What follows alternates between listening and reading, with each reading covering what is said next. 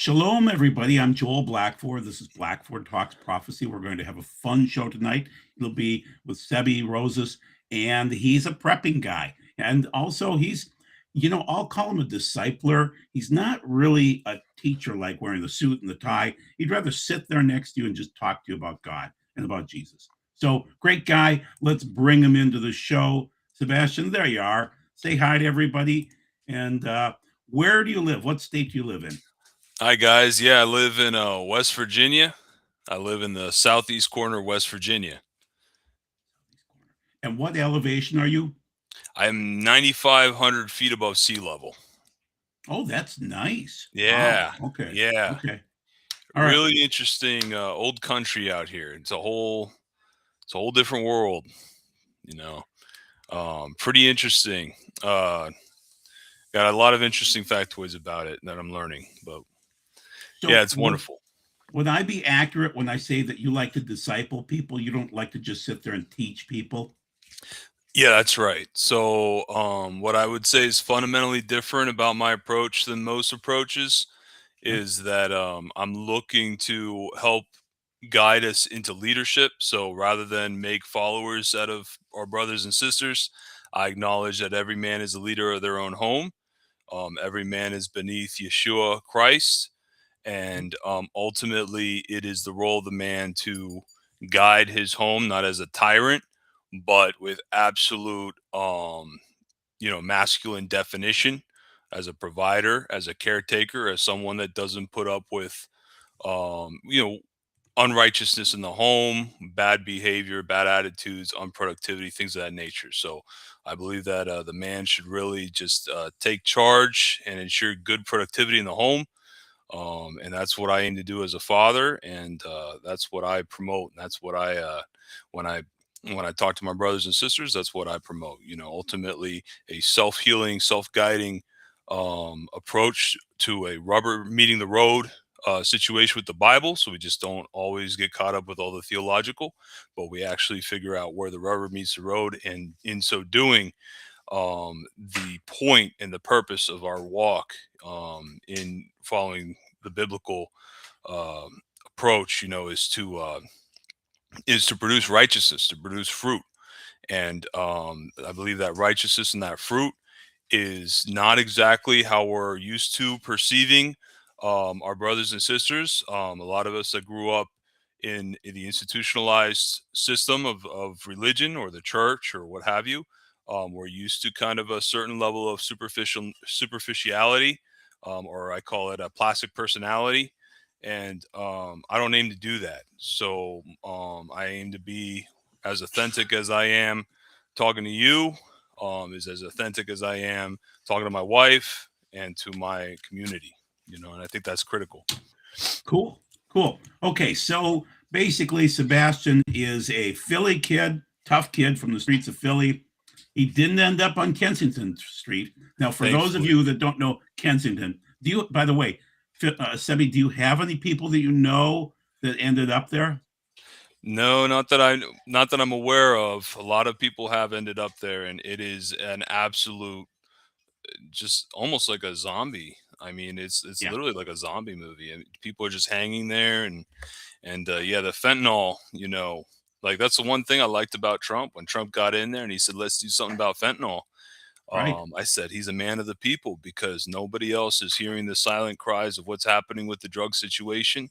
And I grew up in it. I saw my town completely changed over, a period of months, due to illegals bringing illegal drugs or what have you straight into Hazleton, and then from Hazleton it would disperse out into the coal region. And Okay. there was a definite government orchestration. If you followed what happened to the coal miners, they got them hooked up on prescription drugs, and then they pulled the prescription drugs away. Said, "Oh no, it's too addictive," and they pulled it back. So a bunch of honest, hardworking men that had, pain issues, pain management issues. All of a Sure. sudden, their legal subscription of drugs is taken away. Now, where do they go? And so they went for, they were hoping for heroin. A lot of them found fentanyl. Ooh. Lost a lot of friends to that drug. A buddy of mine, Cody, maybe I shouldn't give you your last name, but yeah, Cody died. He was a machine gunner, did 2 tours, and he came back home and he died with his foot on the brake, his vehicle and start, and his hand on the wheel died right in front of in Main Street, right in front of the bank. And so that's the kind of what they've done to our people in our society is very sad. So when did you flip from plastic? So we have the big circle with the line through it, plastic, no more plastic. But when did you flip from that into messianic? And then when did you leave for West Virginia? Well, I've always been that switch has always been flipped. So I've Okay. always been kind of that nature. Now I had kind of an explosive approach to the Messianic movement initially, but I visited many different assemblies and throughout Pennsylvania and a few in New Jersey and a few elsewhere, and it was fantastic. It was my coming to you know Torah observance was I had already worked my way out of what you call a Trinitarian view, and I was at this assembly, and the pastor was an ex-Baptist, and so he knew how to approach that for somebody that came out of the Baptist faith, and he did that for me, and he answered a lot of questions right on the fly in one sermon, and so I started realizing like my people, these are the children of God, because I had worked my way out of some of these doctrines that I was wrapped up in, and came down to the fellowship meal, and I'm at the fellowship meal, and I said, how many of you guys like Ron Paul? Because I saw Ron Paul as a great champion of the Constitution. I'm a very big, avid supporter of the Constitution. And a lot of people said, yeah, right out the get go. Yeah, I like Ron Paul. And I looked down the other way of the fellowship meal and I said, you guys like GMOs? They're like, no, we hate GMOs. And, I just kept launching questions and just feeling my environment. And I knew in that moment at that fellowship meal that I was where I was supposed to be, that these were my people.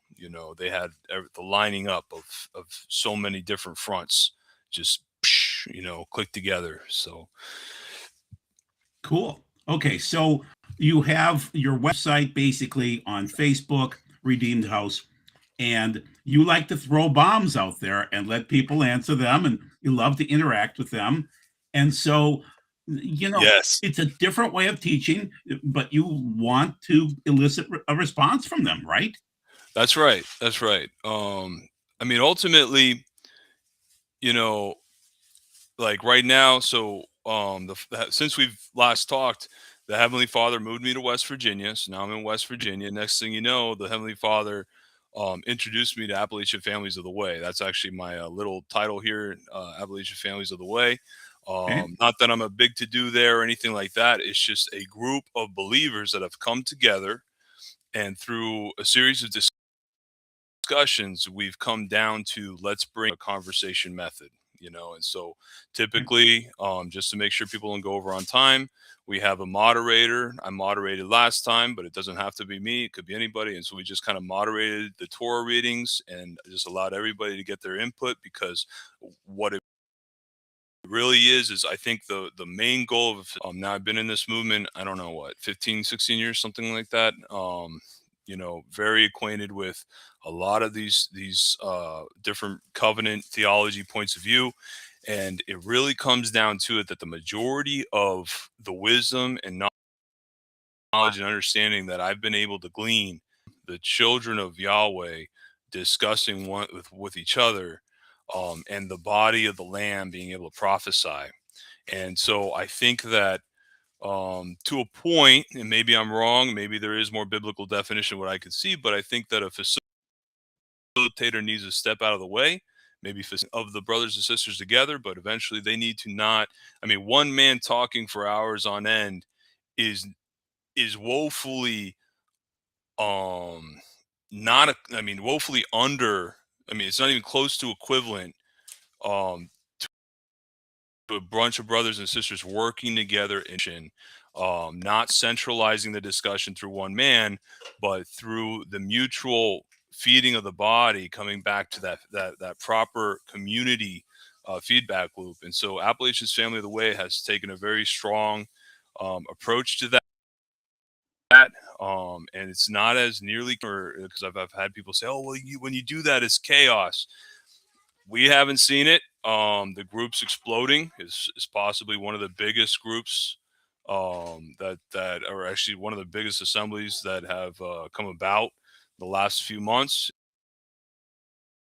and it's relatively large, and it is centered in West Virginia, towards the uh, center, I would say, western side, northwestern side of West Virginia. Is typically where they meet, and so I end up being like about 2.5 hour take, 2.5 to 3 hours away from there. Do you So drive that every Sabbath? Do you drive it? so they meet, they do like an in gathering once a month. And so Okay. the in Okay. gathering concepts, if you're like a local assembly or a satellite assembly meeting in your own homes, then on that last Sabbath of the month, everybody together and we all meet there and have just a great fellowship meal and a great time and great community. And yeah, so now my every Sabbath, I'm working my way up to the point where I can start having Sabbath assembly in my home. I moved last year, so or approximately like 8 to 9 months ago. So we're still in the process of setting up, but hopefully, at some point, then we can start facilitating our own assemblies and our own gatherings. Do you mind mentioning the region of the Appalachians you're in within West Virginia? Sure. So West Virginia's kind of like that, coming off Pennsylvania, and I'm Yep. in the southeast corner, about an hour away from Blacksburg, which is Okay. where Virginia Tech is, and then Sure. about an hour and 20 minutes from Christiansburg, and about an hour and a half from Roanoke, Virginia. So where Virginia kind of does this and West Virginia fits in like that, I'm basically right here, almost close to the border, where there's Bluefield, West Virginia, and Bluefield, Virginia. I think Tim Pool is just a little bit east of you. You know, Somebody told me that recently. I don't know if that's yeah, true. I yeah, okay, yeah. yeah, So where your thumb was, because you're right, down below on the thumb, he's out on the outside edge of that. There's just a okay. few counties that extend in, with that thumb, and that's where he is. Well, I know that Oliver Anthony, the singer, Richmond, north of Richmond. Okay. I know that he moved like an hour away from me south, and Okay. they've already spotted him quadding around West Virginia near me. So I don't know what the father's up to, but I can only imagine. It's pretty wild. And I just, I'm so happy to be a part of it, and it's nice to have a place that still feels like America. You know what I mean? It Right. feels like America here. You know. Good, good. Okay. And so you're basically trying to get fellowships to run, and you're discipling people. You've got kids, you've got a wife, and you're also a hard worker. So you have the time for this, and you take Shabbat off. So you could be working that day, but you're taking it off. That's right. Actually, when I was working for the house lifting company, Yep. we had my best friend Johnny, who was a foreman, one of the hardest workers that was there. Then we had my brother-in-law, who was Torah observant his whole life, and he was there. And then we had another brother that was Torah observant as well. And we all had a reputation for being a kind of way, but being some of the hardest workers in the company.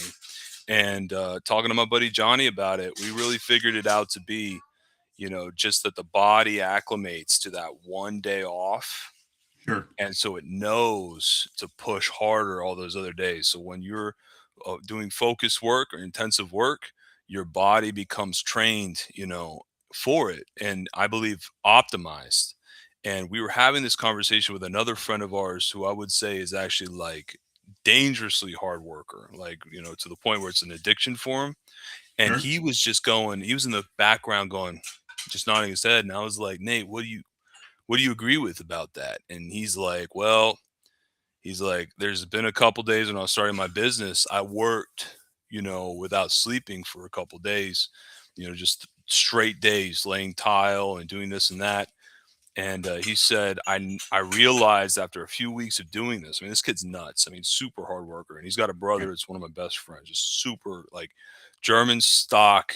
Although actually I think they got some French blood in them, but Lancaster, Pennsylvania, go hard, go as hard as you can, and be productive. And so that's this guy's mindset. And he told me, he said, after 2, 3 weeks of very minimal sleep and pushing myself so hard, he said, I noticed that my body would naturally rest one day. Like I could not push my body to deliver more productivity for one day a week. He said it was wild. He's like, it was kind of like an experiment because he didn't have much time for sleep. And so he was taking a nap here, 30 minutes there. He said, my body naturally stops one day a week. He says, so what you're saying to me is very, makes a bunch of sense. And I was like, that's interesting, that's how the body acclimates naturally, at least according to my friend. And we kind of all agree with that and experience that. Okay. There is a question up about the high desert of California. Let's start out with this. Sebi, if things went sideways in the world tomorrow and you were in Philadelphia, how dangerous would it be and how would you survive? Or would you then have to run to the mountains of West Virginia? I mean, what prompted you to move out and move into this location? There was a pattern in scripture, I just couldn't shake, about when believers knew that there was either a troubled time coming or there was one currently ongoing. There's a common theme of fleeing to the mountains, and then looking at all the prophetic scriptures, we see how it says he's going to make every low place high and every high place low. And that's a biblical pattern, in that day. So in that day, referring to the period of Jacob's troubles or great or tribulation or what have you, um, he's going to make every low place high and every high place low. And I just couldn't figure out anywhere lower than West Virginia. It's truly forgotten by the federal government and pretty much everybody else. And so, because it's such a forgotten state, the people that do remain here, while there's different classes and cultures of people, I do see that there is a good amount of resiliency here. So if you were in Philadelphia, your main danger is other people. Some Right, of these, they don't even know how to pluck a chicken. So, right. and then you have these systems, the just in time systems, where almost, instantaneously you have this series of semi trucks to smaller trucks to getting to the produce shelves. If that gets interrupted, and that's a very fragile system, if you study it out, it's very fragile. If that gets disrupted, you're surrounded by a bunch of people that don't know where they're going to get their next meal, that don't know how to make use of of butchering a chicken or what have you. I mean, they have no actual skills, because they've been federally incentivized to, either remain on welfare or to remain in the subclass that they're in, or the drug issue or what have you. So population density is actually the biggest danger to, the average family. So that's something that West Virginia being more rural, more spread out, you have to have a certain level of understanding, basic skills in order to profit. And I say to profit, I mean to survive in West Virginia. Like right now, I have a propane supply. I have 1,000-gallon propane tank buried in the earth, and I have a series of spare propane tanks over by the shed, and I have a series of gasoline cans, and I have a dual fuel generator ready to go. And even with that, I have some concern about ensuring that we have adequate heat and ensuring that, I mean, obviously some of that might be irrational, but you never know what's coming. These weather patterns are very odd, and they've been odd for some time.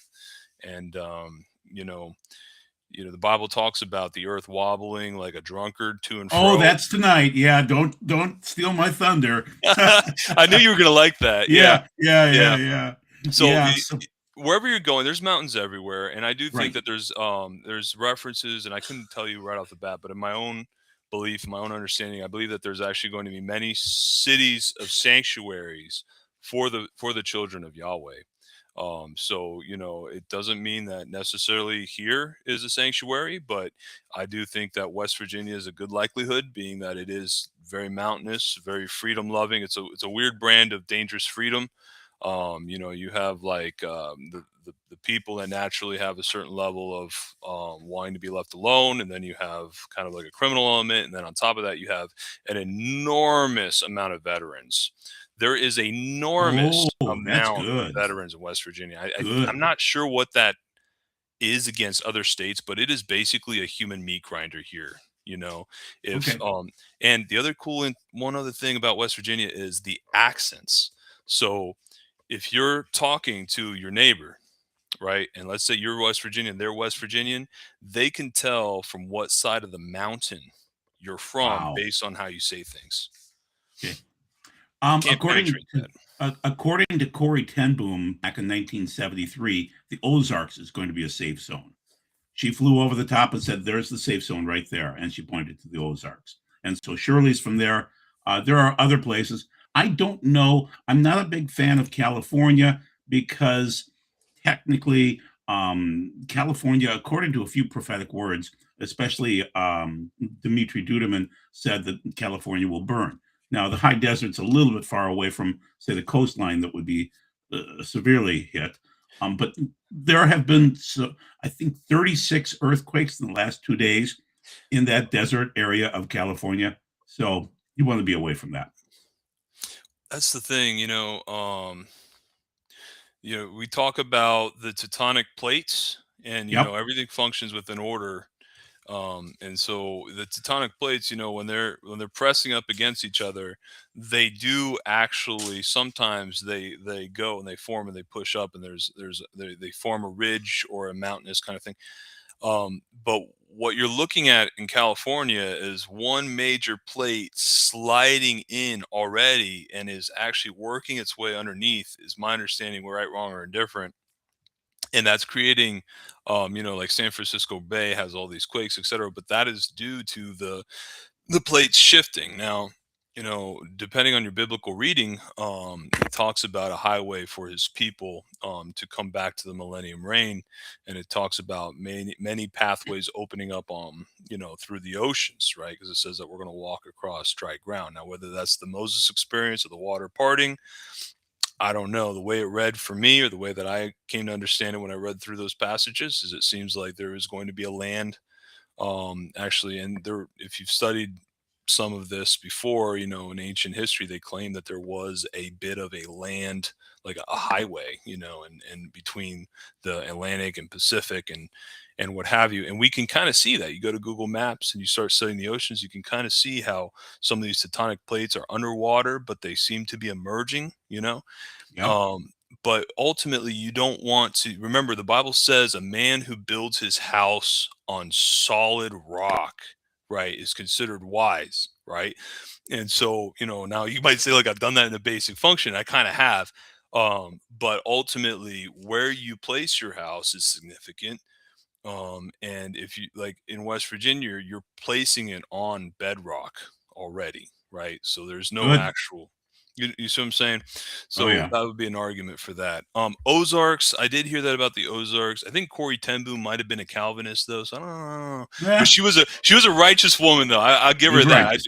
Yep. Yeah, definitely. And in the spirit of the law, I think man, she delivered. You know what I mean? But the Ozarks, I just always have been somewhat skeptical about the Ozarks. I guess I'm like an oppositional voice necessarily. I'm not Okay. against the Ozarks. I think that is a beautiful location, possibly, definitely a safe, secure location to be. However, um, the push that I saw for the people, and I look at web data, that's, I'm a software developer as my bread and butter business, and I'm trying to build a physical business as well, Okay. to kind of support everything I got going on the farm, but also support my brothers and sisters that might want to move here, or might want a house built, etc. And so, I look at all these data points, and it just did not feel organic for me. I'm not saying that it was a setup or anything like that. It's just like, there's other power factions in the Ozarks, just like there are Mhm. here. The Sure. KKK is right around the corner. Oh. An active, yeah, an active living KKK. Of course, they're not nearly the racial powerhouse that they were back in the day. They're not really a threat at this point, but you have that in these rural areas. You have these factions, these power factions, and so if as advice to anybody looking at these things, you have to take into account and categorize the different power factions. Jehovah's Witnesses, they believe that in that great and terrible day, they kind of have like a counter prophecy. They believe that they're going to murder Mormons as well. They kind of have these Oh yeah. parallel. You know what I'm saying? Oh And yeah. they're armed. I mean, they're armed and they're way more organized than Messianics. No offense to Messianics. They're just very armed. They're very ready. They're waiting for this trigger period. And so when the day of the Lord does happen, you're going to have these different groups. There's a lot of them in the Ozarks. There's groups that have been known to kidnap people into their cults. There's groups that are armed, have plenty of food, and are basically kind of like us, kind of waiting for that trigger point. What do you think? Wow. Okay. Well, yes, the Jehovah's Witnesses, the Mormons, and the SDAs are very similar to us. So I'm not going to paint them with the same brush, but they have detailed eschatologies. They just do. And and so they're very prepared for this. And also they're spending money to add people to their numbers. And they've got the advertising resources. We joined the one group that's very organic, has no leadership, no real schools to speak of, and we kind of just do these things through the prompting of God, which is kind of cool. It's wonderful because then they can't say, well, you're being a John MacArthur, say, and trying to run the whole place. Well, Right. nobody does that in our group, in our groups, so to speak. And so it's kind of wonderful to let God be in charge of this. And now I will admit that I'm working on my own little group of people that will they'll be the leaders, spirit and truth leaders, and they'll be trying to get people to sign up for Torah studies and other home fellowships and things like that. I want to see that occur, but I also want to protect people so that we're not just giving away your address, giving away everything about you, and it'd be a data point. So we're working on that. I know you're a software guy. I'll try to explain Matthew to you later on. We're not going to discuss it much right now. We're mostly going to be covering prepping and what's actually coming and things like that. Let's do this. Let's flip into this particular section, which is what's going on in the world. And then, Sebe, you'll kind of give us your opinions and thoughts. Let's head it. Let me get my mouse to work. There we go. Okay, so as you cited and stole my thunder, Isaiah 24:1 starts out with, it's a powerful declaration from the prophet Isaiah announcing that the Lord will make the earth empty, waste it, turn it upside down. Now that's interesting. That's the King James, but it is technically the best. Now this is an AI answer, but it's the best translation of that situation. Scatter its inhabitants, describing a widespread devastation and judgment affecting everyone, priests, people, masters, servants, buyers, sellers, because humanity has broken God's covenant, changing the laws and violating statutes, leading to a curse upon the land where only a few are left as the earth mourns and fades. And then the end of it is Isaiah 24:6 for this particular section. Therefore hath the curse devoured the earth, and they that dwell therein are desolate. Therefore the inhabitants of the earth are burned, and few men left. So you see that coming, and you went to West Virginia because you can kind of find your spot and stake it out and survive and get through, right? Right. Yeah. To a point. To a point. I think that ultimately, it's like, so when I was talking to I said redneck, I mean that lovingly. I'm a redneck. Okay. Yeah, I am I too. I comb my hair. Okay. You should have seen it before. In fact, I'll tell you a funny story. So, Yeah. one of my friends came over to help me get my business together, and he's from Swiss. He's a Sweden. And I told Okay. him, I said, when you're American and you let your hair come down like this, Yeah. just like that. I said, this is crazy in American culture. Like I'm like a crazy I was joking with him, right? Yeah. Yeah. Yeah. Then later we were at the restaurant. My 5 years old, and he was complaining about his sweet tea, and I called the waiter over and I said, hey, I have a situation that I want to resolve here. And the guy immediately started apologizing. My Swedish friend was like, wow, like your waiter, like he's like apologies, he's not rude, because and I just told him, I was like, Oh, yeah, man. okay. I was like, see this? This is like Yeah. the equivalency, you know what I mean?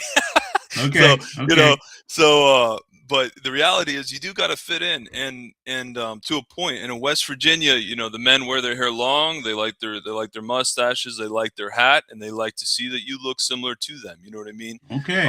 They're kind of they want to see integration. They don't want to see the opposite of integration because they know what that looks like. And so one of the questions, and these people have an uncommon wisdom, and one of the questions that they've come to me and asked me is what they're feeling for is my political background. Oh, So okay. you moved here, what are you about? And when they find out that, I liked Trump, I'm kind of up in the air about that, but I liked Trump. I'm a pro constitutionalist. And at that point, you could just see them visibly ease, Yeah. as Yeah. like, okay, yeah, you're one of us, and you'll never really be one of them. They're not a very warm people, but they're very, like, I'll tell you this much: a tree fell in the road. I was out there I mean, pulling all of it, throwing it over a cliff because it blocked the whole road. And men came right up. Men we never even introduced ourselves. Just started working together to clear the tree off the road. Yep. One guy said one thing to me. He said one thing, and that was, "These old ash trees have a habit of doing this."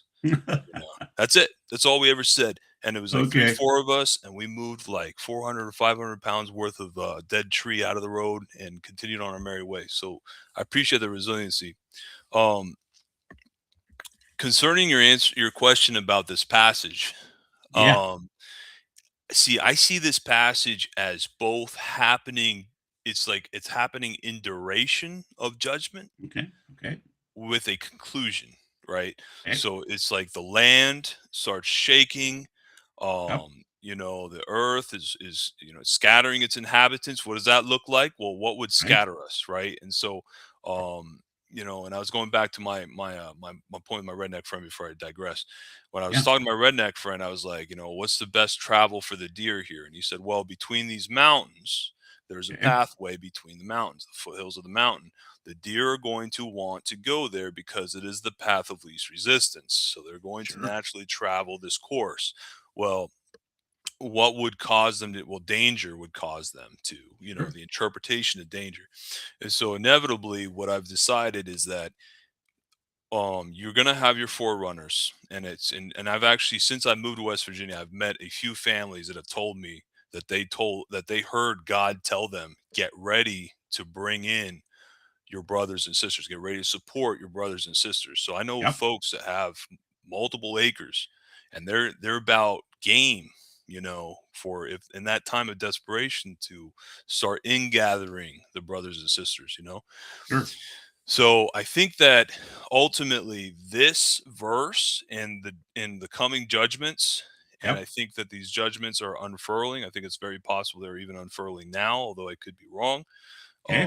I think that they're going to inevitably force us to come together. I think tribulation is going to force the children of Yahweh to come together in a powerful way to learn how to work together. It's going to melt all this iciness, all this stuff that doesn't work. You know what I mean? Sure. Within the groups, with the religious narcissism that's in groups, Yep. with all that, it's going to force us to melt those icebergs that we've built of these stupid little doctrinal differences that we have, and Yep. it's gonna force us to coalesce as we're gonna learn about what works, what doesn't work. Yep. Hate to No, go I on more. agree. I agree. Okay, so let me click it to the next slide. Well, actually, let's go back to that for just a second. I want you to see that Greenland up there that Trump just purchased today is 450 miles from the North Pole, but not the magnetic North Pole, which is moving constantly now. So Yeah, just keep that in mind. Russia is that close to Alaska, and Russia spreads all the way across. So just know what you're looking at. And this is from Ben Davidson, Space Weather News, Earth Tilt, Quake Trigger, things like that. Yeah. So bottom line is this just occurred 2-3 hours ago. Trump said, based on a very productive meeting that I had with Secretary General of the NATO, Mark Rutte, we have formed a framework for a future deal with respect to Greenland and, in fact, the entire Arctic region, the whole thing.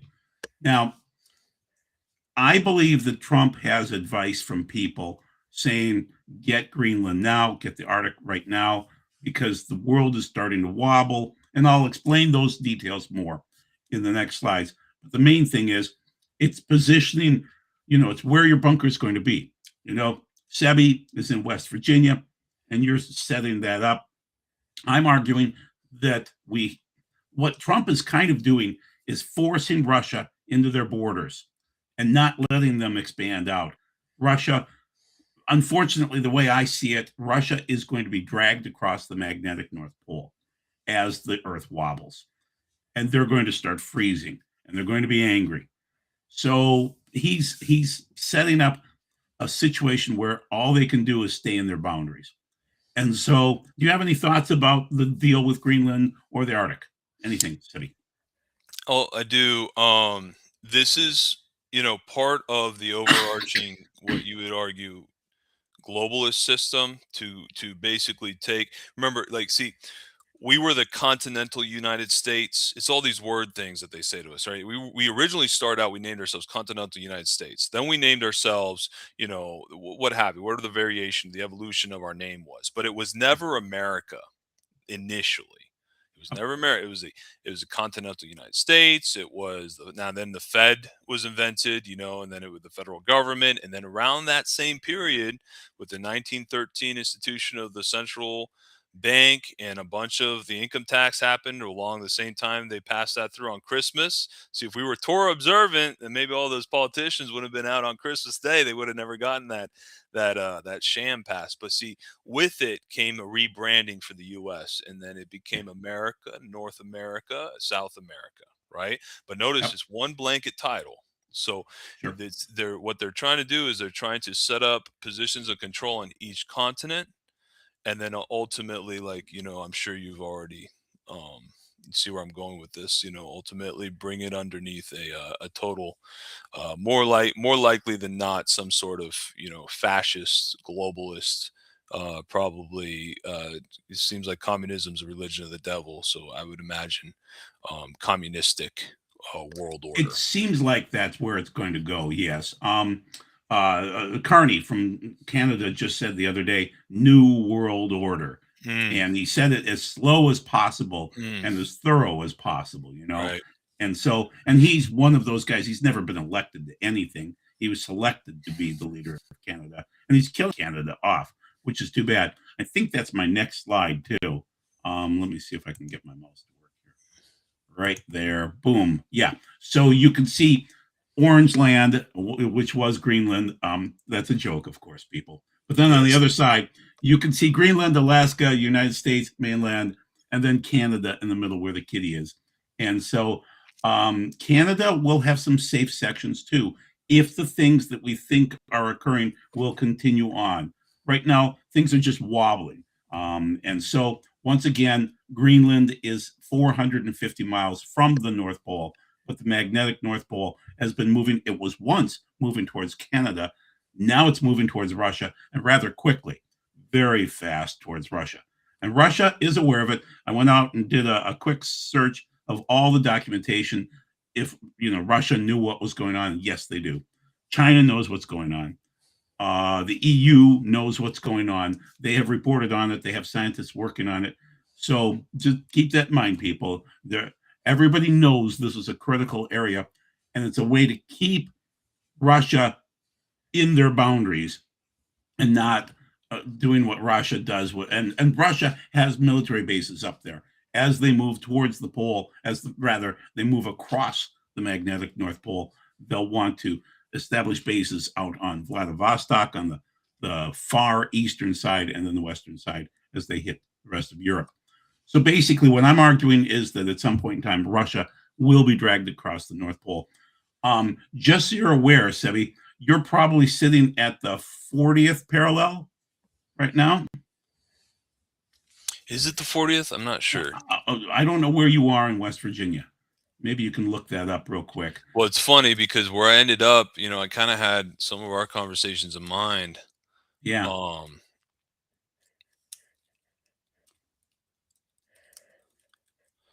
Let me see where I'm at. I'm woefully ignorant. 40th parallel cuts across the very northern tip of West Virginia, so I'm actually below it. Oh, okay. You're in the Yeah, 30s. Okay. Interesting. yeah. Okay. So you're going to end up, I'm on the 45th parallel, according to how we think the Earth is going to end up when it wobbles, is the poles will drift towards the equator, and I will end up on the 45th parallel south, and you'll end up closer to the 50th. Okay? Right, right. Right But now, I you're think when I looked it up, it says 37th parallel. But yes, okay. So you're okay. saying ultimately shifting the magnetic pole shifts towards Greenland, Yep. and that pushes you into the what parallel? Well, that'll push me all the, so you can see in the globe here. I'm of course in North America there, and so I would end up on the 45th parallel south, and you would end up even more south. You would end up on the south side of the southern 50th parallel, and so it would be kind of cold, but you could move too. I mean, obviously, if it's too cold, here's the nice thing about it. Based on how the weather should go as we move into the Great Tribulation, it will get colder and colder because we'll have more space debris hitting us, and that'll drive things cold. Okay, but then as we get to the end of it, it'll be hot, horribly hot. Um, Hmm. when they when they come out in Revelation 7:16, they complain about no food, no water, the sun literally falling on us, and the great heat. And you see that also in Revelation 16. So the main thing is you might actually do better on the 53rd parallel at that point in time because it's going to be so warm for you, so warm that you would actually be comfy. So let's continue on. So I will try to click this. I've never done this during a session. We'll see what happens. This shows the axial precession, the wobble. It may not work. We'll see if we can get this to work. No, unfortunately, it's not pulling up the exact one. Okay, so first of all, just so people are aware, this is established. This is produced by the ESA people, which is the European Space Agency. This is the South Atlantic anomaly right now. It is basically an opening in our magnetosphere that allows everything through, all the UV and all the other particulates and things like that. So keep in mind that's what's going on there, and then the wobble is increasing. And I'm sorry, I'm going to have some problems here. I have not run the board this way. Okay, so here's the next one that I want to show you, and hopefully I can just maybe do this easier. Can you people see this properly? Sebi, can you see it on your I, screen? I see it. I don't see any animation though. Oh, you don't see the animation. If there's an animation, I'm not seeing it now. Okay, all right. Well, let's But I try want to this see one. it. So Okay, how about now? Can you see it? no. No. Okay. All right. Then I'm going to have to run this differently. Okay. That's interesting. I'll have to, because I'm running two screens. Okay. Right, Yeah, right, that's too bad. Okay. So I'll go back to the main screen then. And that interesting. Okay. So no animation. So basically it's showing the poles move. And so the poles are wobbling right now, and it was heading towards Canada. No, that's too bad. All right. So basically, there's a wobble, and we're also seeing hooks now. So this is from Craig Stone, Noble Art, and so these hooks are getting progressively worse, and so that means that there will be these geomagnetic jerks that occur, and so the scientists will notice it. We won't, but the wobbling is getting more severe. People, okay. And so, Sebi, did you have a comment? Well, yeah, I mean, ultimately, it's funny. Yeah, so where I picked in West Virginia, that's basically my same assertion. I figured it might become more warmer.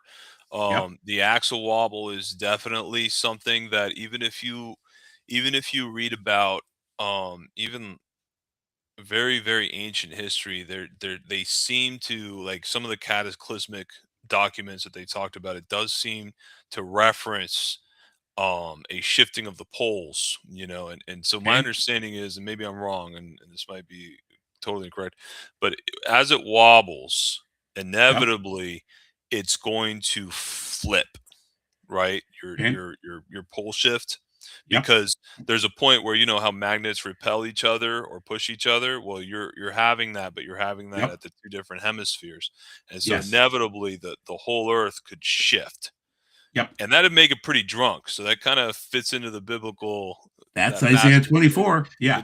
it's like right now it's just kind of like wobbling, wobbling, and maybe it falls, like the drunk guy, and Can you see the that animation that would now? be, man, that would. Are you seeing this animation? You're not. Man, I that's pulled it up to the other unfortunate. screen. Okay, Yeah. so maybe what I need to do is flip. Let's see if I can change to this one instead. So present and let me replace screen sharing. So let me go to window, whoop, and then this one, and we'll share this one instead. Oh, there you go. Now, Oh okay, yeah. all right, all right, all Oh right. yeah, yeah. That's nice. Let me see So that. this is basically going to show, it's kind of small for me to see, but I'm going to increase the size of this and decrease us so you can see it better. But basically what occurs, this is by Jun Ho. And so let me also hide this. There you go. So Jun Ho created this. And so is it still animating? Are you seeing it now? Is it I moving? am, yes. Okay. So basically, your area of the Appalachians are going to survive. The poles are going to shift. And what you'll have is the water moving back and forth, sloshing, we call it. Okay. And so certain regions are going to survive. It doesn't really show, it shows Tennessee surviving, parts of that area, the whole Appalachians. Okay. It doesn't show the Ozarks surviving, but we're going to trust that they will. And then the high mountain areas of Colorado, and other, but basically you're getting the gist of what could occur. Now, this is the worst case scenario with the sloshing, but it's very interesting based on how things have flooded every about 6,000 years with a horrible time frame at 12,000. We seem to be coming to both the 6,000 and the 12,000 time frame right now. Well, Okay. it reminds me of something. The past year, there wasn't there a volcano that went off the coast of Europe, and they were worried about a possible tsunami hitting the Right. eastern, you know, Yep. and so it just shows you like, and so they were monitoring that. I remember the news made a big to do about it for like a couple days, and then nothing happened. But it shows you that ultimately all the numbers they were showing of the area of effect from a tsunami. Right now, tsunamis don't Yep. typically happen on these, but when you have a wobble, I mean, just look at this animation. I mean, you have tsunamis everywhere, slapping Oh yeah. all parts of the tectonic plate. This is amazing Oh yeah. animation. You could see it. Yeah. Oh, yeah. Jun Yeah, Ho did a great job on this. So I'm glad yeah. that I'm able to show that. I just need to learn my tech side of this. But anyway, okay, so let's continue on, and I will minimize that, and so we'll go back to this, and we'll go to this. So can you see this now? Oh no, I need to switch the screen back to that one. Okay, so let's show that I see. window. Here it is. Okay, share. So you can see the lines, right? Yes.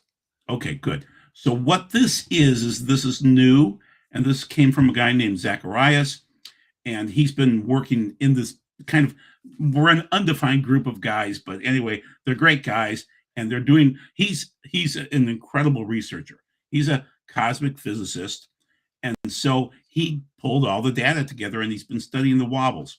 And so there are two wobbles that keep the Earth working. So let's describe them this way: they're like gyroscopes on a huge ship. Okay.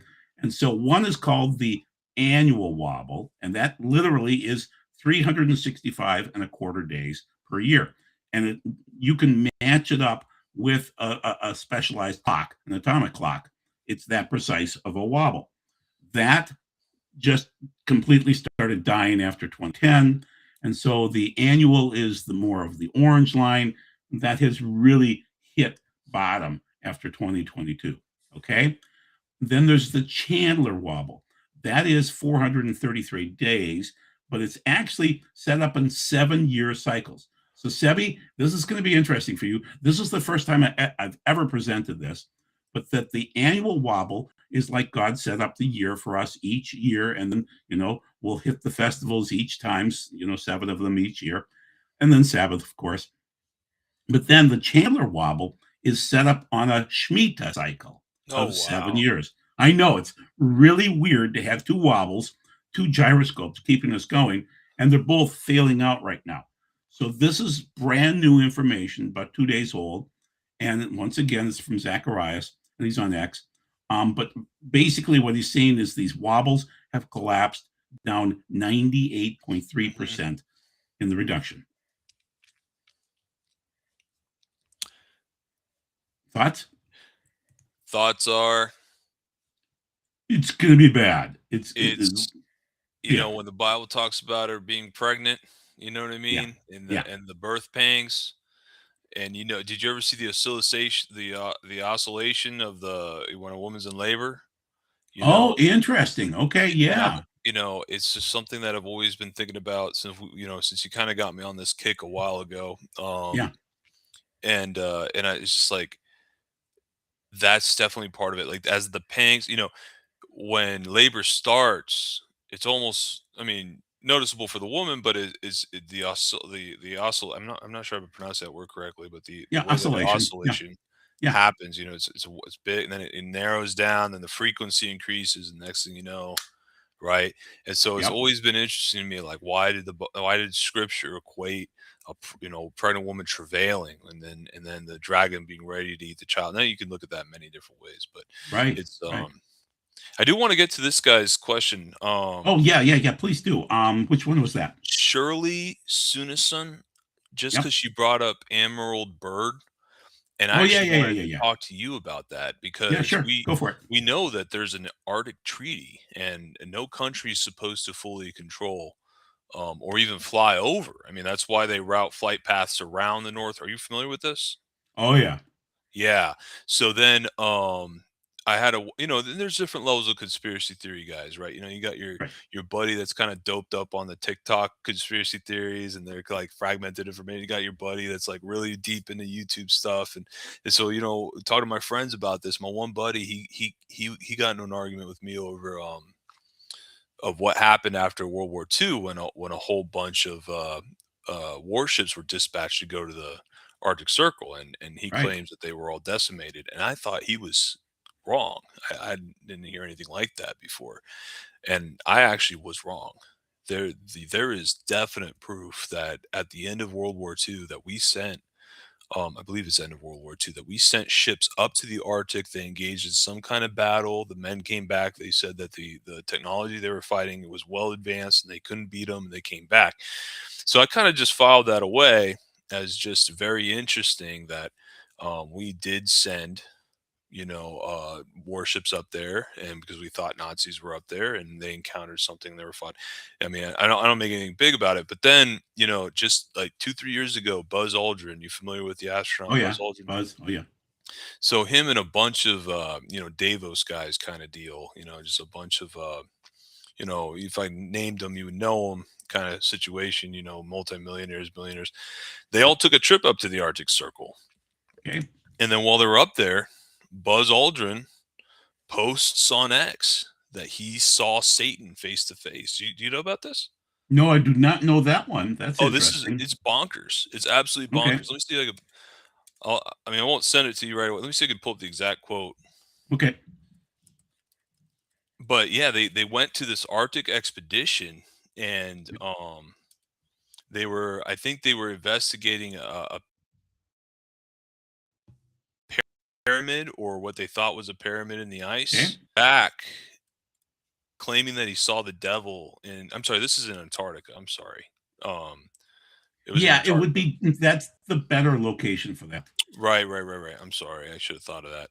Yeah, no But problem. yeah, I mean, same deal. There's still the same treaties. You can't fly Yeah, over the southern side of it either. So it's right. interesting that now Trump comes in, takes Greenland. Now, like you said, I think your logic's most likely what's happening. But to entertain multiple things, without fully committing myself to one thought, yes, he's tactfully positioning himself in Greenland. Yep. I'm also wondering why we named it Greenland, so it's like, is that because everything shifts and that I'll might be show you. some. I'll show you. Yeah, Okay. you're a little bit ahead, but yeah. All right, well then I'll just go ahead. That's cool. I'll wait. So we Okay. got here. You got annual wobble. Okay. Yep. And Yep. the So Chandler wobble. once again, the annual is a perfect 365.25 day period detectable by precise geodatic measurements. And then the Chandler ends up being 7 years, guys. So it's God's way through these gyroscopes to run the world. And it works perfectly. Um, I do want to show this just because I can just flip it up real quick here. It should flip up on the screen, or maybe I have to click it off this, and then I can just grab it. This is the AMOC. And so this is the Atlantic Meridional Overturning Current. And you know what? I hope it'll pop up. And then I will, as soon as I get it to work, let's see, Atlantic. It should be right here. It is. Okay. So what I'm going to do is I'm going to, well, that's too noisy. Okay. Well, I'll have to mute it and then we'll play it. It's from PBS. And then I need to pop it up and then I need to change this setting real quick here. So present and stop screen sharing. And Is whoops. this going to Okay. take us along the path? Yeah, what if I can just get this to show it for you, then you'll be able to see. There it is. Okay, good. Share. Okay, so basically, this is PBS showing these currents and why is Europe warm when they're so far north of us, and why is the Sahara where it is, and why is it dry there? And so I wish it was describing these things to you, but basically, 90% of the food is derived from these places where it's always been wet. And those places are going to go dry as we move forward. So you can see this. It's basically the, oh goodness, I'm blanking the exact term for why the Sahara is the way it is, but there is a certain zone there, and I'll come up with the name in about 5 minutes. But basically, that has always been where it's been dry. About every 6,000 years, it flips, and we're about ready to flip. But the main thing is these currents are the way they are, and so let me go ahead and just minimize that if possible, or I'll stop sharing. That's fine. Okay, so let's go back and present. Pardon me, guys. I'm trying so hard to make this work. And you're so set up for it too. I'm interested in the animations. Um, Let's see. but I I'm going to wonder, go back to it. Yeah. now granted, people say that Israel now is, boosting its food production, this and that, Right. but it's still very, very arid kind of location, the Middle Oh East. yeah. And so I wonder what are your thoughts? Like if the flip happens, is now that the Sahara and Israel become just, Yeah. you think so? Well, it's going to be weird with Israel. They're going to end up twisting. They're not going to go through the North Pole or through the equator. They're going to literally just kind of twist. They'll have the easiest inversion, say, of the pole flip. Okay, Oh, that's and wild. That yeah, is it's really wild. wild how That God is has worked wild. that out. Based on how the pole flips have occurred every 6,000 years, 12,000 years, 6,000 years, then another, say, 24,000 years, all of them seem to match up. This is from my friend Zacharias again. It shows that we're about ready to do the invert. So the core mantle coupling, which keeps our mantle connected to the core, kind of like having Vaseline connecting the two together. And that's going to start to slide now as we hit this inversion section in 2026. So we're in the midst of this. You And do you sharp. think it's gonna be immediate, the shifting of the poles? I the shifting itself will be very slow, a long process. You'll see a first movement of it, and then it'll slow down for a while, and then it takes so much energy to push this Vaseline and get the core to move off the mantle. So that'll come later on. That's unfortunately the fourth bowl. So that's going to require a full micronova from the sun, and I'll explain that in a couple of seconds. But let's so basically you can see that this seems to be where we are right now. And then I wanted to explain one more time. We have a South Atlantic anomaly, which is this huge gaping hole on the southern, basically Argentina, Brazil, and it's been growing for 15 to 20 years. Well, now we also have a North Atlantic anomaly that just started. This is from AIAA. And so the other source should have been the ESA, the European Space Agency. So these are accurate people. The main thing is this means the poles are starting to move faster. And you mentioned the magnetism. They kind of push off each other. The southern pole moved first, and now the northern pole is moving because the southern pole is kind of pushing it, so to speak. Okay. Continuing on with this. Any thoughts, Sebi? No, that makes sense with what I'm understanding or what I've what I've looked at. Yeah. Okay. All It's right. it kind of resists until, like you said, the magnets push it the other way, and then you're saying the supernova down the road, right? Yep. Yep. Okay, because that's So a the lot of electromagnetic force coming out of the sun, no doubt about it. it is, A and it'll lot. get worse. So Yeah. what we're going to have is the AMOC, which is that Atlantic Meridional current, circulate overturning circulation current. That is collapsing very quickly right now. So Europe is going to start to freeze. Okay, and then the SMOC, which is the Southern Meridional, that's starting to reverse. And so this is just bizarre. We've never seen it before. And so we have things like the weakening magnetosphere, and then the pole wobble, and then a flip at some point in time. Any thoughts, Sebi? Is very, yeah, ocean currents and the way that our ecosystems are developed and the way that the atmosphere works is all tied. Absolutely. That's very interesting. It's tied to the gyroscopes right now. Yeah, And so right. the reason Because why I it's wanted Sebi, yeah, yeah, go. I'm sorry, you No, prompted me, but yeah, yeah, basically go. sitting there, right? Yep, And you have yep, a ball, and then water's moving like this on the ball. In of itself kind of yep, moves the ball, right? And then all of a sudden you yep, have yep. the entirety of the way that the water's circulating changing.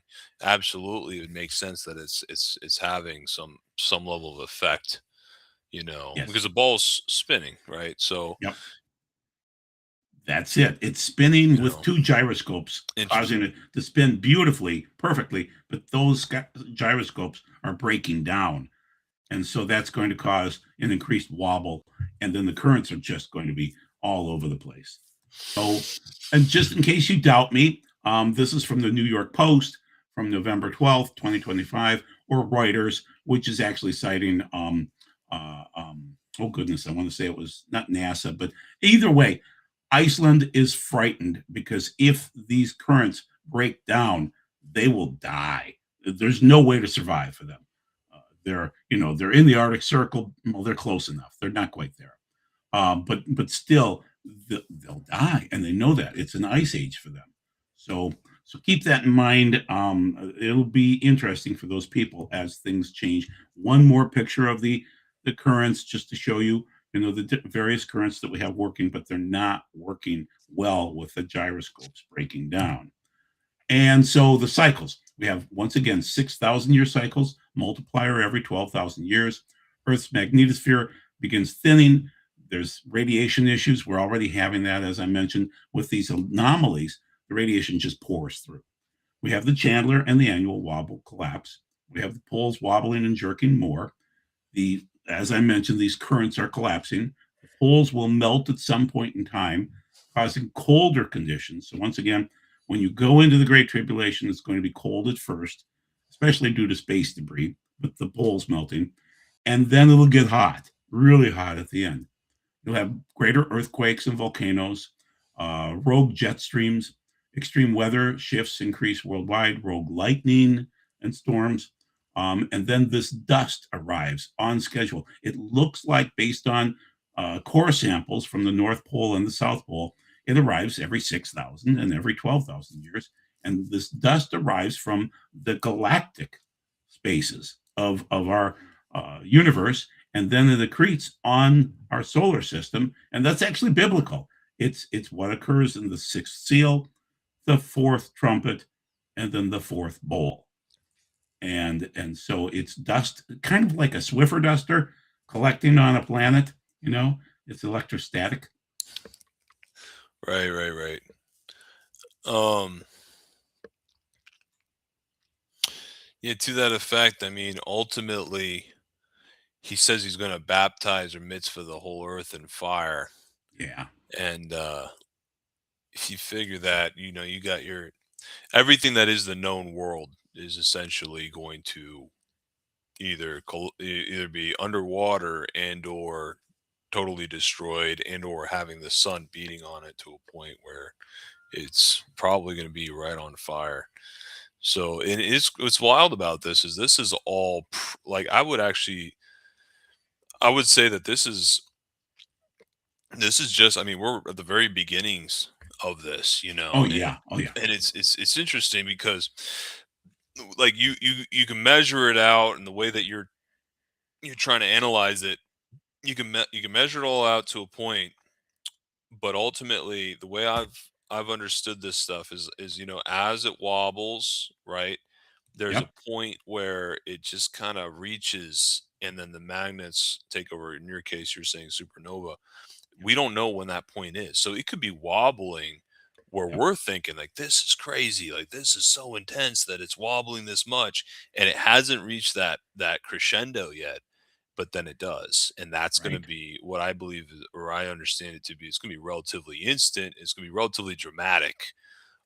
But the like you're saying with the cold, I think that's going to be like an ongoing thing, as you're pointing out. The magnetic North Pole's shifting, so Yep. the ecosystem's shifting with it. Yep. Um, and that's the thing. Like this is a weird winter. This is a strange winter. Oh Um, yeah. I had a 60-degree day a couple days ago, and then Yep. all of a sudden I'm going to say it's maybe 14 degrees out there during the day, and then towards the end of the day it was warmer. Right. So it's like, what's going on? That's not your normal typical winter day. Right. Um, and then yeah, it's interesting. It's very interesting, and Our weather is going to be schizophrenic. Just get ready mhm, for that. And yeah. and by the way, to Lynn, this is half of Ben's information. I kind of added my information into it, and some of it is rather generic too. So I love Ben Davidson. I talk to him frequently, and great guy, great guy. Okay, so let me get my mouse back up to the upper here. So this is Ben Davidson for sure. Changes on planets, stars, and sun. That is actually biblical. That occurs especially in the fourth trumpet. Solar kill shot at some point in time.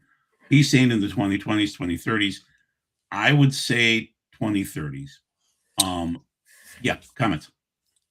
Well, on that, Yeah, there's definitely a pickup on somebody mentioned EMP earlier, but there's definitely a that's like an EMP. It is. yeah, there's some interesting things going on with the electronics. I have a server in my one shed, and I've been dealing with a lot of this stuff, and I'm going to say things are a little more fickle. I'm Right? noticing that devices are dying that typically would have lasted years and years and years and years. Yep. Again, with the superconductors that are that were Yep. used to build this stuff, and the magnets that are in it. I think that they are just responding to um, the electrical magnetic pulses, and the changes in magnetism in our environment. For sure, like it's getting to the point where it's noticeable. Right. Car batteries are dying quicker. I remember we were talking about Yep. that the other day with somebody. And with that in the EMP situation, um, grounding vehicles, I think might need to be a little more commonplace. If you want to hold on Yep. to your vehicles, grounding your vehicles would be a good idea as far as on the prepper side of things. Faraday cages are not a hard thing to do, especially if you haven't put drywall up yet. Just throw some chicken wire up, Yep. ground it, you know, Yep. um, even for the body, because I've seen an analysis of the different like what was there's one football team. I think they went to the Super Bowl. What are the two teams at the Super Bowl? For last year, Yeah, last year I think it was. Is it 2025? was it There's Kansas one, City again? was it Kansas City? Yeah, I'm not was sure it? if it's Kansas City or not, but there is one football team that they've noticed they have a record of rupturing their calf muscles on the Oh, field. Have you ever heard about this? no. So they couldn't figure out a reason why. There's one football NFL team that probably the one with the most injuries, where it's a known thing that on their field, their own players have a higher bodily injury rate than any other team in the NFL. And so Interesting. when it came down to it, they're trying to find reasons why this is happening, and a lot of it would be like their calf muscle would go, and Okay. they'd lose that season or what have you. When it came down to it, the only thing that they could discover about that field and how it was different from all other fields was the electrical magnetical activity that was happening in those Wow. areas. So Okay. on their home field. So our bodies being 70% water, but also being iron, being, coppers in us, like We're these. electrical. We need electrolytes. We need salts. and a balanced magnetic system, Yeah. so it's interesting. Yep. So at some point in time, all of the kings, all of the poor people, everybody, slaves free, everybody has to go underground as what I believe a micronova hits the planet. That's the sixth seal. That's Revelation 6:12. So Ben came about this through physics, but I came about this through the Bible, and we concur. And so at some point in time, he's saying the whole Earth will have to turn over because of impactors from space. And then he's also talking about the cold too. But basically, the micronova is going to drive the Earth to then flip, and we won't flip until it's time, as you stated. It's like we'll gradually go along, and then eventually it'll just happen. So let's move this. So this is a prophecy from David Wilkerson from probably 1973. When America burns, all of Europe will surrender to Russia immediately without firing a shot. And he's citing Jeremiah 51:30. The mighty men of Babylon have ceased fighting. He's saying basically, we're at Babylon. They have remained in their strongholds. Their might has failed. They became like women. They have burned their dwelling places. The bars of our gate are broken.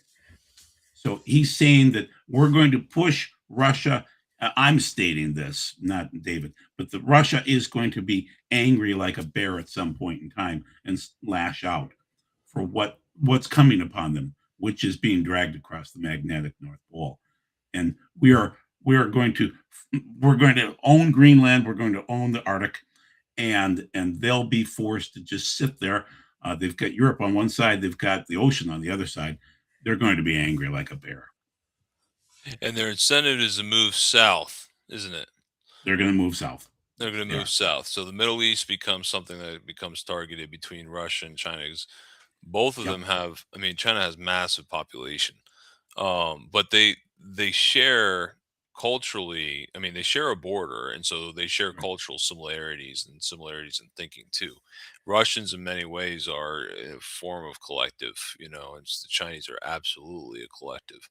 Yep. So yeah, I mean, ultimately they're gonna lash out, yeah, and they have the firing ability to do so. They're hypersonic missiles, and Oh yeah. I think that's really a lot of what Trump was about with Greenland. But He wants even to have their golden dome, so to speak, up right, there to right, monitor what Russia's trying to do, which is get the shots off. yeah, they definitely want to counter Rush on every front. Um, and for in large part, that's kind of like, it's like, well, when's day zero for America or Babylon, which we, and as you know, I believe that we are the end time land of Babylon, not the religious Babylon, not Right. the ancient Babylon, but Or specifically mystery Babylon, the you would say. mystery Babylon. Yes. And and so in that, this, I'm not very familiar with David Wilkerson, but that prophecy, it makes sense to me because we are technically their strong man right now. Europe's strong man. I mean, Trump just went in front of Davos and said that with, they said, one of the guys said to Trump, they said, what did he say? He said Davos would not be without Trump. Trump is Davos, and Trump's like, yeah, I agree with that because he is. I mean, he's He is. NATO. I mean, we are. I mean, ultimately, those military alliances, that's us. That's our ability to exert our power on the earth. But they're very weak, and Oh, definitely in the face of Trump and China, that's been really gearing up for this. They never stopped. The Cold War never stopped. no. It just went underground, and China and Russia decided not to lie to their citizenry about it. Yep. America, we wanted to keep things a little more positive. We felt like we were in control, so we didn't like even the whole 1960s.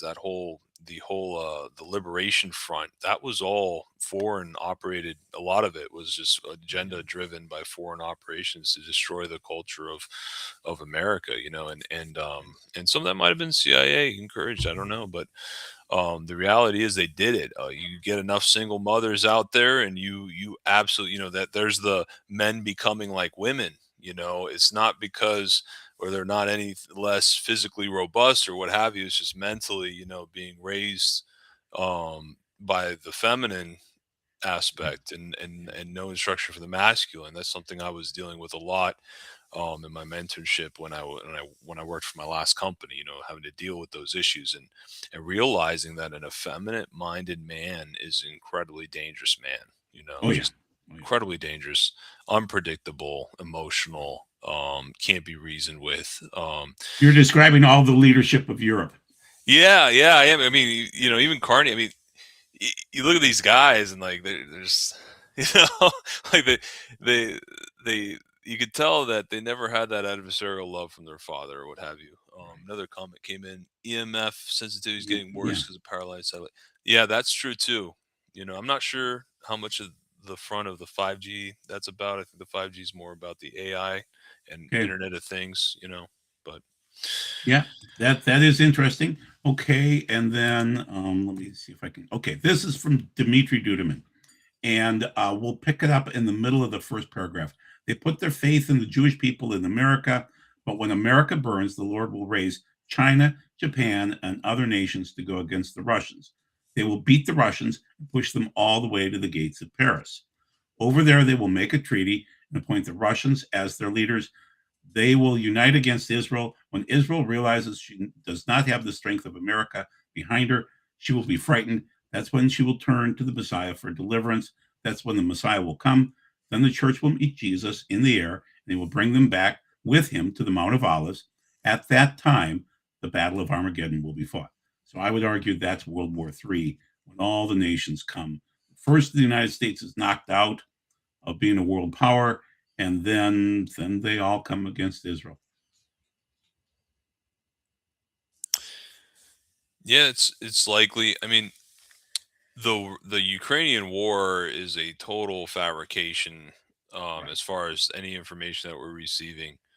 No, there is no, unfortunately, rebel alliance beating back Darth Vader, which is the Russians. What you have is a absolute meat grinding show. The Russians Yep. are destroying the living daylights. If they wanted to, they could have pushed well past what they did. They're not for a variety of reasons. Number one, because predominantly they see that region as Russia, so they don't really want to Right. destroy it all that much. They're kind of Right. just, let's do this war of attrition, and when conditions get so bad for the Ukrainians that don't want to become part of Russia, they'll flip. Right. Somebody's got to take care of them. So Russia's just waiting for her daughters to come home, and so that's the only reason that war has been going on so long. And it doesn't make me a Russian operative just because I recognize the reality of what's going on. I mean, the first thing that dies in war is the truth.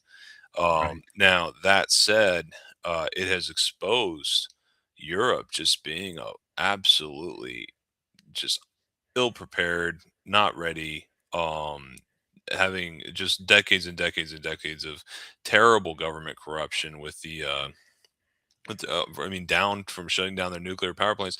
Now you had, I'm not sure it was the German chancellor. I forget what headline I was reading, but Yeah. now one of the German politicians, I think it was the chancellor, was saying what a terrible move it was to shut down the nuclear power plants. It's like, well, hey, now guess what? You don't have energy dominance. You're actually getting dominated by the superpowers that have the energy or can easily, and so Yep. Yep. Germany's a force, and it would have been a force against Russia, not at this stage, not with all the immigrants that they've, and the Russians are opportunists in this. Yep. They see the globalists trying to boost their population numbers, and with bringing in Somalians and all these immigrants that just it's like taking a I don't I don't want to say it's about getting in trouble, but I'm just saying, if they're third world, you don't just become first world, right? No, So you it's a take a mindset. period, yeah.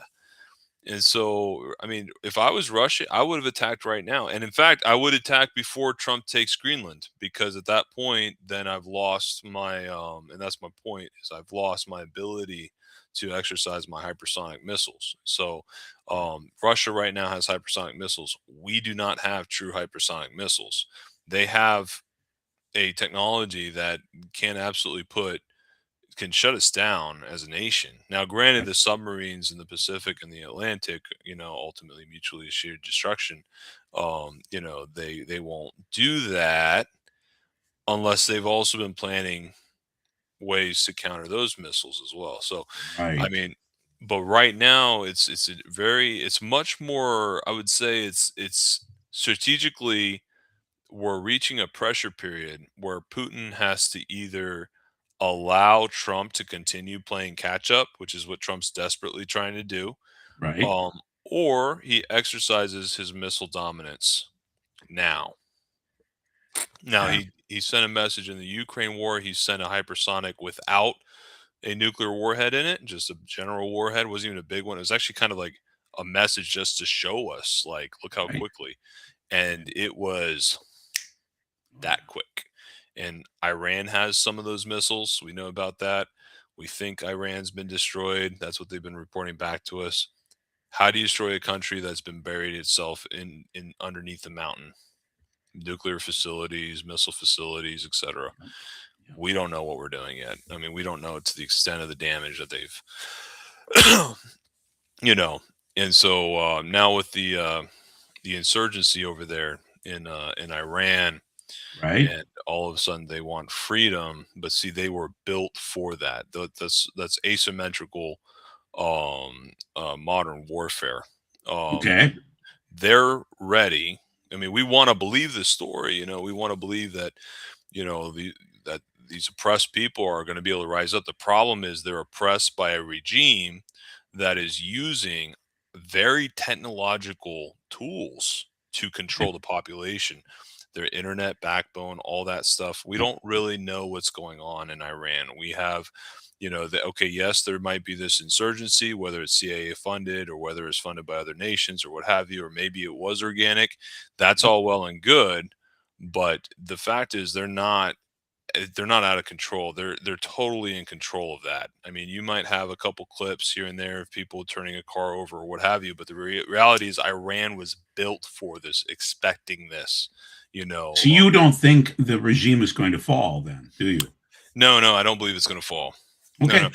because the Medes, according to Scripture, the Medes are the ones that attack the end time land of Babylon. Okay. The Medes are Okay. predominantly the Persians.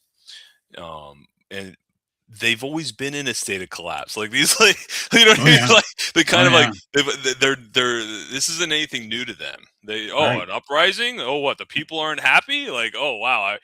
Oh wait, we're Iran. We don't care. Right. Yeah. We're You just don't. gonna dominate them. I mean, that's what they're Right. doing.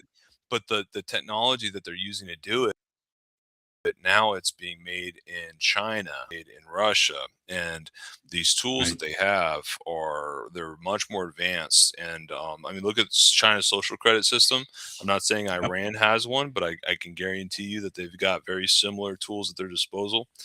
Their ability to shut down the internet is very powerful. It's not just about unplugging a couple servers. Like, it takes a major effort. You know, Yep.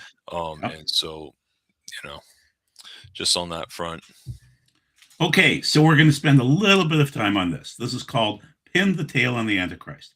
And basically, I'm going to throw some people by Sebi and ask him, are these people the Antichrist? And of course, we're trying to solve a little piece of revelation each day.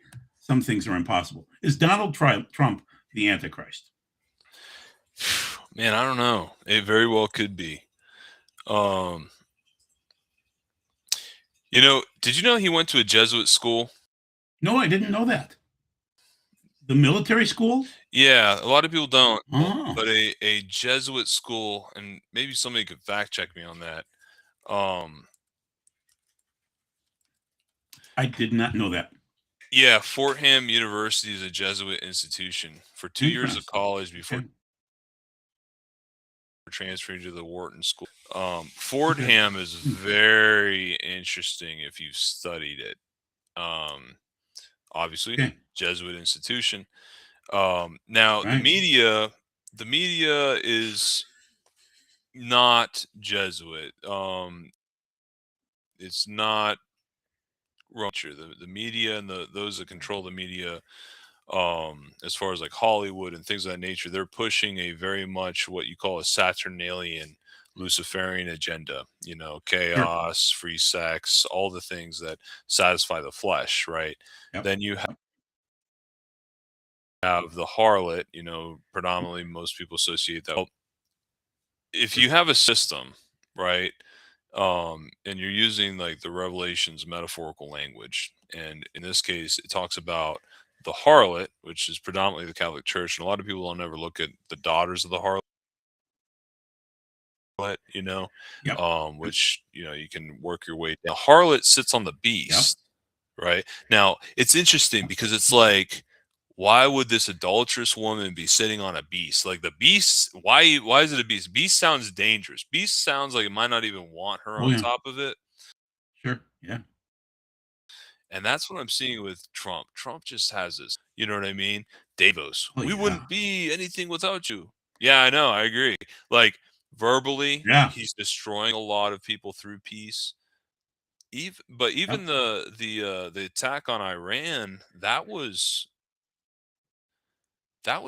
pretty guys. The guy That was had amazing. it really was. I mean, that kind of a tactic strike, and then even Oh, did we lose you, Sebi? Okay. Did I get you there? Wow. Um, he lost his internet. Let's see if he comes back in again. Um, Dial in again, Sebi. Otherwise, I'll cover this. So basically, the bottom line is the Persians are going to be involved. Sebi's comment was interesting that he thought, there he is. Okay. Welcome back. good to be back. Sorry about that. I'm seeing a lot of dominance. I'm seeing a lot of the system doesn't want him on top, Okay. right? And that's something that we've known about Trump, that the system's kind of always made him out to be the underdog. But now that he's on top of it, it's almost like it's trying to kick him off, and yet it's not. Right. So That's I don't that's know. prophetic, Sebi. That's prophetic. Yeah, it is.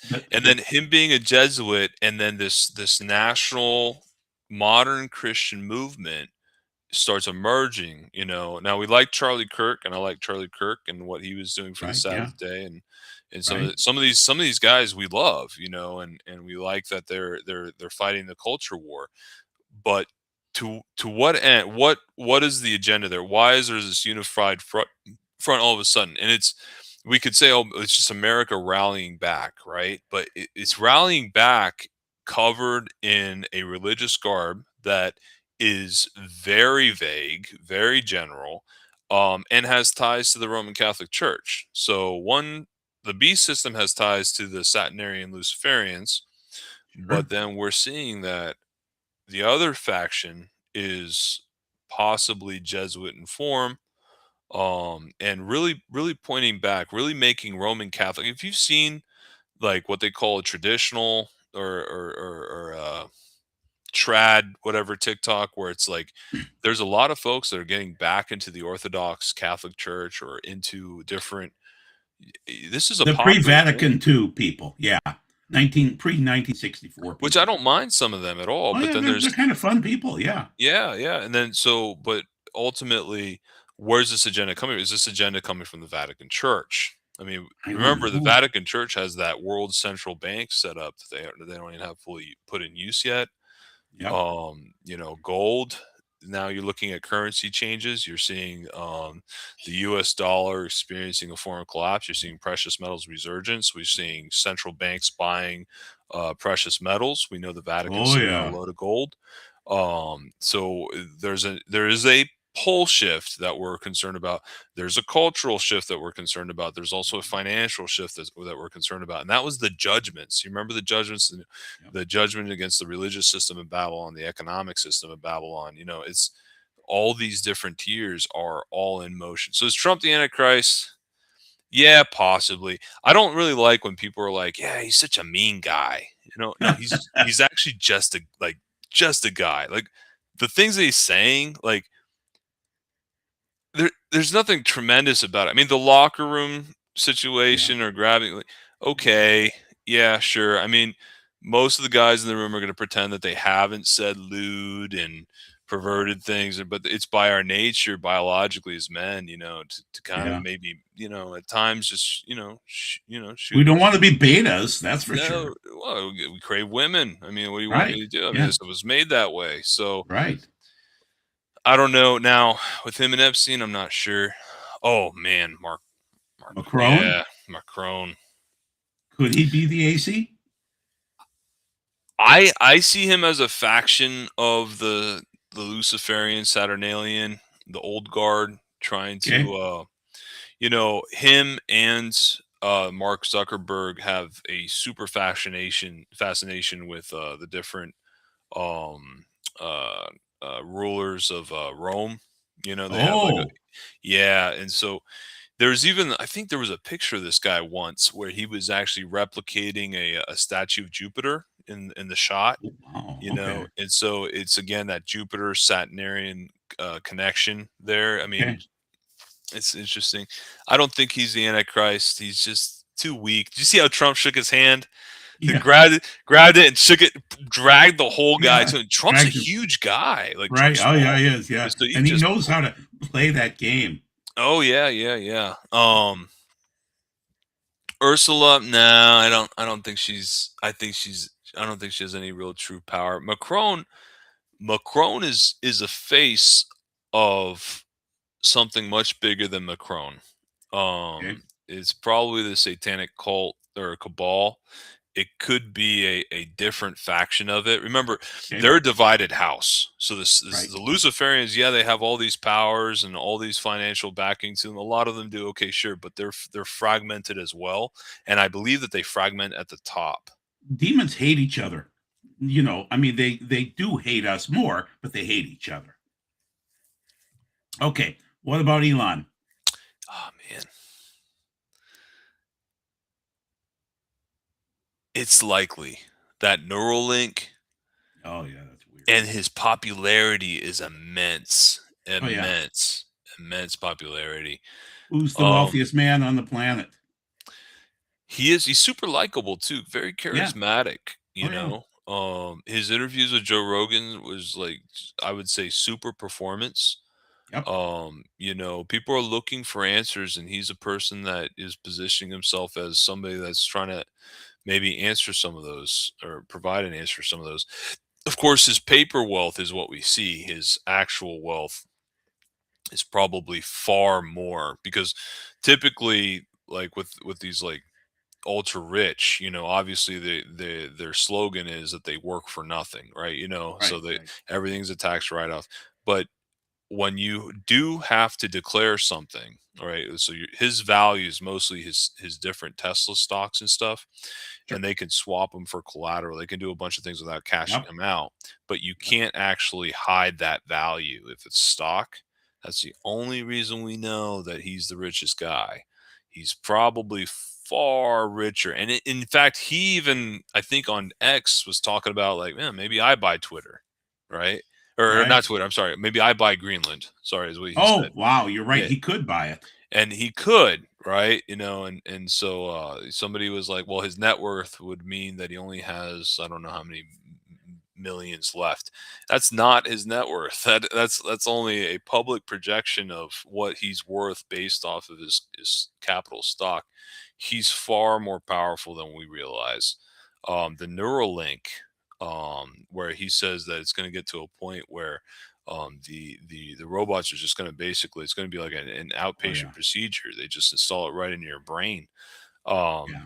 that's very close to what I would call the mark. I mean, that's Real close. basically the precursor to it. If not, it's maybe the beta version, but it's just how it is. Like, yeah, I don't know, he's definitely on my radar. Could be the false prophet.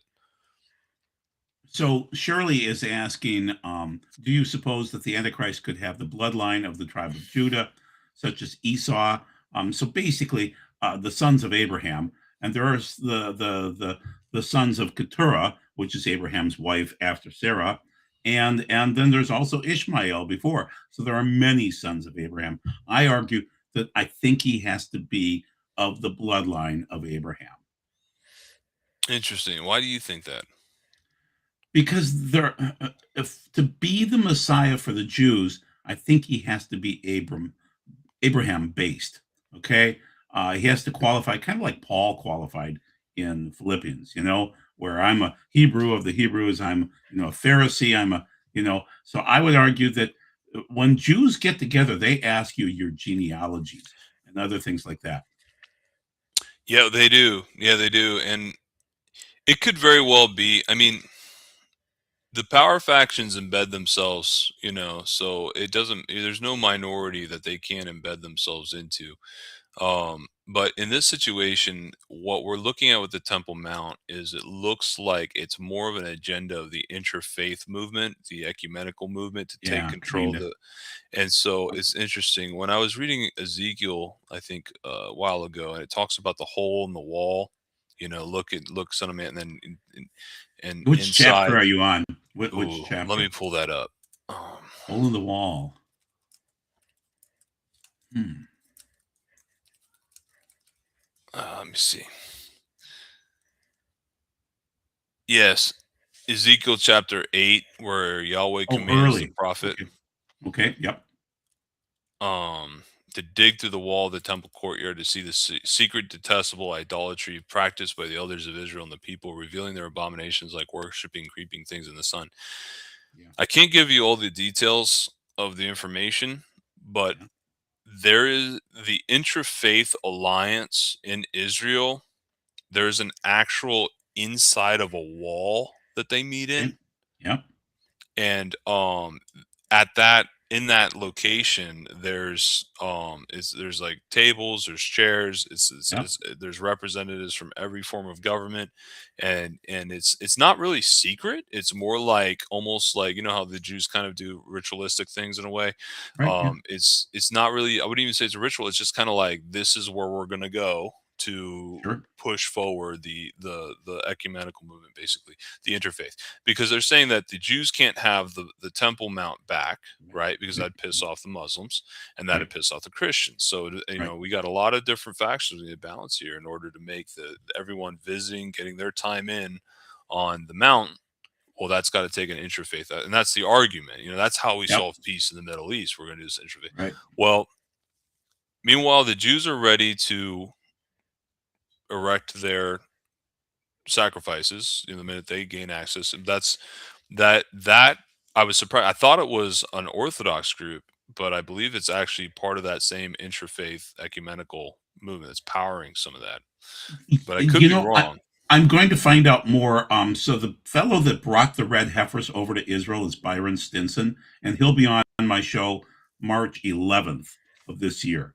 So we'll see what Byron has to say about who the power players are.